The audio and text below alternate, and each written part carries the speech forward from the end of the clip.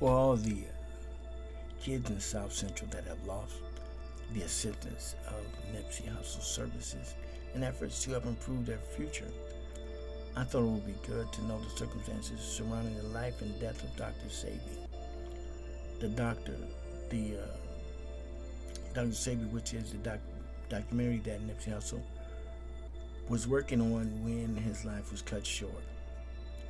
I believe that Nippsey Hussle would have used the proceeds from the documentary to further assist youth in the Los Angeles area. Since Dr. Sebi used water in his healing therapy, I will start there.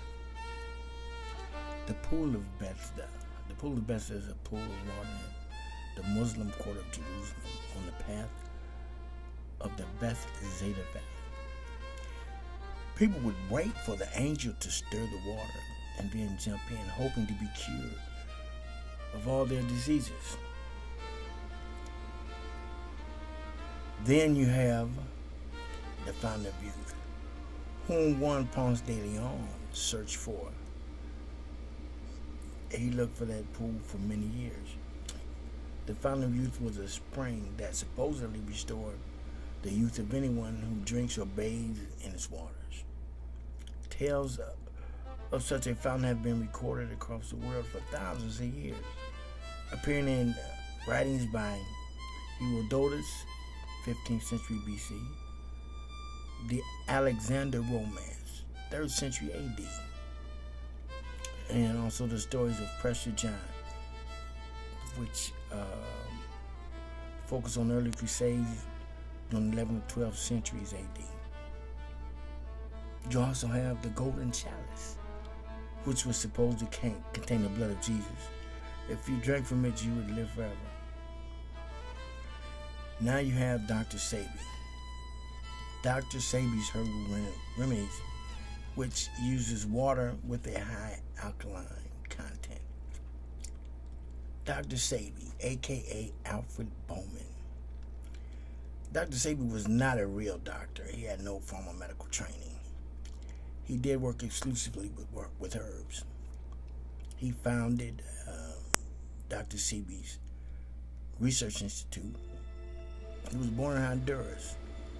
Again, he had no formal medical training, and he would be what you would call a medicine man in the old days.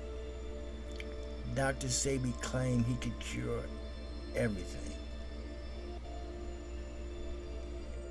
Dr. Sebi had good intentions, which include financial intentions also. His services were not free. Now, saying that there are herbal remedies for different ailments. There are many professional licensed herbalists out there that have enjoyed great success helping people with ailments. Dr. Sebi did not diagnose diseases. If you were already diagnosed with a disease by a medical professional, Dr. Sebi stated that he could cure it for a fee. Dr. Sebi only sold cures. The vegetarian diet, which he promoted religiously, it is very effective in maintaining your health. Fasting is a very effective way to clean your body. Though Dr. Sebi was not a real doctor, herbs, fasting, herbal baths, and dieting does work. What happened to Dr. Sebi? Well, as you all know, he died. He died in a Honduras prison from pneumonia. And everybody was skeptical about the death of Dr. Sebi. Why was Dr. Sebi be in prison anyway? Well, that's a long story, which I can begin to tell you where Dr. Sebi's trouble started. And they began in New York, based upon claims that Dr. Sebi had made. And I'm quoting from Shirley Stark, a member of the Consumer Fall section in New York. As she recounted the acts of Dr. Sebi, she stated, "A particular glaring example of unsubstantiated therapeutic claims made for herbal supplements occurred a few years ago when the USHA Herbal Research Institute, run by a self-styled nutritionist calling himself Dr. Sebi, advertised in the Village Voice and the Amsterdam News that AIDS has been cured by USHA, and that they also specialize in cures for leukemia, sickle cell anemia, herpes, lupus, and other diseases, for an initial fee of $500 and $80 for each additional visit. Patients were told they could be cured of AIDS and other diseases. Well, Dr. Sebi was formally charged and sued. He went to court. He chose to sell out of court. The main reason he was not found guilty of practicing medicine without a license is he never examined the patients and told the patients what type of disease they had. So what Dr. Sebi did was he entered into a consent judgment, and I'm not going to get into all the details of the case, but the order of the court, the partial order of the court read like this: the consent judgment prohibits the Oregon Herbal Research Institute, DBA, USHA, Fig Tree Products Company, Alfredo Bowman, Ma Bowman, and their successors, Hares and the Signs, from 1, claiming their products or services could cure, relieve, or alter in any way the course of AIDS, herpes, leukemia, sickle cell anemia, lupus, or any other human disease or physical conditions. 2, distributing or advertising such products. And 3, diagnosing, treating, and prescribing for any human disease without a valid state license by the New York State Education Department.